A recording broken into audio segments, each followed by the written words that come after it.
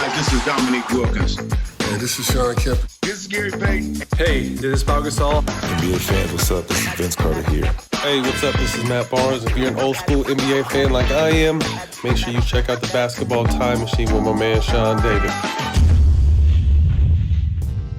Hello and good day, everyone. Welcome back to the Basketball Time Machine, your weekly dose of old school NBA basketball.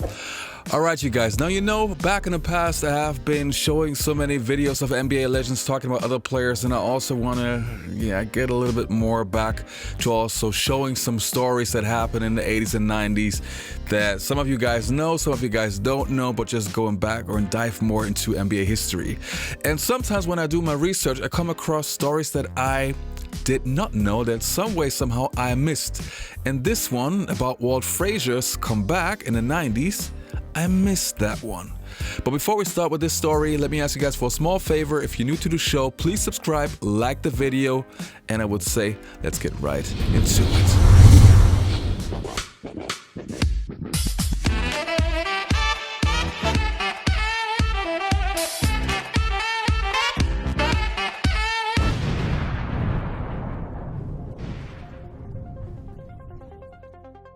So Walt Clyde Frazier was a player that played in the 1960s and 1970s, and he's not only a Hall of Famer and one of the 50 greatest players of all time, but he was actually an icon, especially for the New York Knicks before he played for the Cleveland Cavaliers. And in case you missed it, I just want to give you like 2 minutes of him before I tell you this incredible fake comeback story. One of the league's magnificent clutch performance, Walt Clyde Frazier. This is Clyde basketball, and he let us play with it. Oh, we went in hard that time with the finesse. One-on-one, he could score against anybody. The New York Knickerbockers have won the World Championship of Basketball. They talk about the Willis Reed game. It really should be the Clyde Frazier game.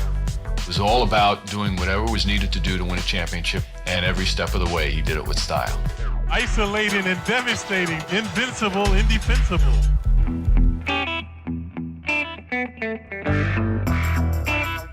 Away from the court, he was Clyde. Once he got to Madison Square Garden, he became more like Superman. Walt could do pretty much what he wanted to do on the basketball floor. Whatever needed to be done. If he needed to come up with a key steal, he did that. He was a good rebounding guard. He could shoot from the perimeter. He could take it to the basket. Now that I introduced you to Walt Frazier, we have to look back into the 1990s and what was going on with those comebacks. Now, the first comeback in the 1990s that we have to talk about is the one of Magic Johnson. Now, we all know he had the HIV announcement, and people weren't knowing if he would ever come back after he announced his retirement. But then there was the period where he said he wanted to come back, and he participated even in a game, just to find out that there were so many players showing concerns and they didn't want to play with Magic. And Magic said, hey, okay, then probably my comeback is not the right one for this time. And at that point, I gotta say, he could really play at that time. Have a quick look. Then on Friday night in an exhibition game against Cleveland, Magic suffered a small cut on his right arm. And over the past few days, it had become very clear to him that all the talk, rumors, and distractions would not go away. Well, his feeling was if it was going to affect the outcome of a ball game, if people were afraid to play against him, he didn't want to change the outcome of a game. He loves the game too much to let something like that affect the game. Few years later, we actually come to the biggest comeback in NBA history. Now, we all know after his 3 championships with the Bulls, Michael Jordan retired. And it was a very difficult time because Michael Jordan just has lost his father, who was murdered. He didn't have the fire in him to go on competitively. And Jordan was going to play baseball. We all know that story. So 1.5 years later, he comes back with this announcement, I'm back. Let's have a quick look. It came in a 2-word statement, which is now just begging to have a Nike campaign built around it. Quote unquote, I'm back. That's all Jordan said on Saturday. That was really all Jordan needed to say as his 17-month retirement came to an end. He will be back on Sunday when the Bulls play the Pacers, and probably not so coincidentally, the game is on national TV. So, and after Michael Jordan had his comeback, Magic Johnson had his real comeback. I am back. Yes, I am. I remember that. Totally remember that. From the courtroom to the basketball court, on January 29th, 1996, Magic Johnson announced his return to the Lakers. This was 5 years after Magic left the game because he was HIV positive. Now, players like Karl Malone, the mailman, who originally didn't want to play with Magic because of the disease, eventually came around and said they were okay with it. Magic played 32 games with the Lakers before retiring for good. So it was not unusual in the 1990s that players would come out of their retirement. But the big difference was that Michael Jordan had retired for 1.5 years, Magic Johnson had retired for a couple of years, but then all of a sudden there was Walt Frazier announcing his comeback, and he had not played in 15 years? So this was crazy. Let's have a look. World of sports, the announcement earlier today that 52-year-old Walt Clyde Frazier has come out of retirement. The Knicks have signed Frazier to a 10-day contract. He will receive the league minimum. Now, to make room for Clyde, the Knicks have announced that they have released veteran backcourt man Scott Brooks. So Walt Frazier, who last played in the NBA back in the 79-80 season, will give up his radio color commentary position to make his return. Frazier spent 10 years as a member of the Knicks, a Hall of Fame career, also recently selected among the top 50 greatest players in the history of the league. A 7-time All-Star. A look at Clyde getting ready before tonight's game. Average better than 19 per game. A key member of the Knicks' 2 championship teams. He's played his way back into shape, leading to today's shocking announcement. And John talked about it with Clyde. Now, as you can see, that was something really, really weird. Nobody saw that coming. There were no rumors spreading around like we had with Jordan before, no rumors like we had with Magic Johnson before. So it was already kind of weird. And especially because Walt Frazier was doing his announcements for NBA television, so people really saw him or did not see him anymore as an NBA player. But yeah, then we had this announcement which came out of the blue. And reactions were surprisingly positive, and even players who were on a very high level commented that Clyde Frazier would be super fast, he could add something to the game.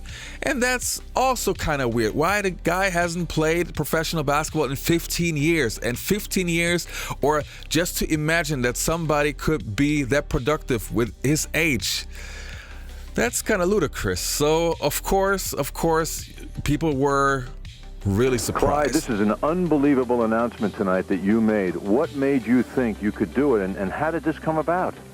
Well, one day at practice, I was just messing around with the guys, and, I was doing pretty good. So Ernie said, "Hey, Clyde, you look pretty good out there." And he told me that if I really wanted to come back and I worked diligently to do it, he would think about it. So I lost about 10 pounds. I'm about 210 now. I used to play at 205, and we thought it was the right time now to bring me back for the playoffs. Well, I've been watching him work out on the road, and he still has his old quickness, his knowledge of the game. He was shooting the ball very well, and as I kept watching him, I said, how good would it be to have Clyde back for a playoff run and going into the playoffs? So I asked Greg Brittenham, our strength and conditioning coach, to work with Clyde, and he's getting him into game type of shape, and we're real excited about it. And then when you take a closer look at the reactions of Scott Brooks, who got released, you can see, okay, something is not right How here. he plays in practice, how quickly he picks up the offense, and it's really going to be up to him. Hate to see Scott go, but we've increased size and experience. So Clyde, having been a great player in the past and with great playoff experience, should help us a great deal. Well, I'm disappointed. With all due respect to Clyde, the 50 greatest players of all time, and probably the greatest Knick of all time, but I just feel like, I worked too hard for this opportunity. It's the playoffs coming around the corner, all the hard work over the summer. This is the time it should pay off. And Clyde, he's probably only worked, the last week or so on his game. And the guy's old. What can he bring to the team that I can't do? It's disappointing, but it's just the way this business is. And I wish him well, but all I gotta say is one thing. I hope I get picked up by a team. We play the Knicks in the playoffs, and I can show what they could have had. Yeah, and for the last people who saw the announcement and tuned in to the game, haven't seen anything in between, they saw that Walt Frazier was not on the roster. Why? Because of the date.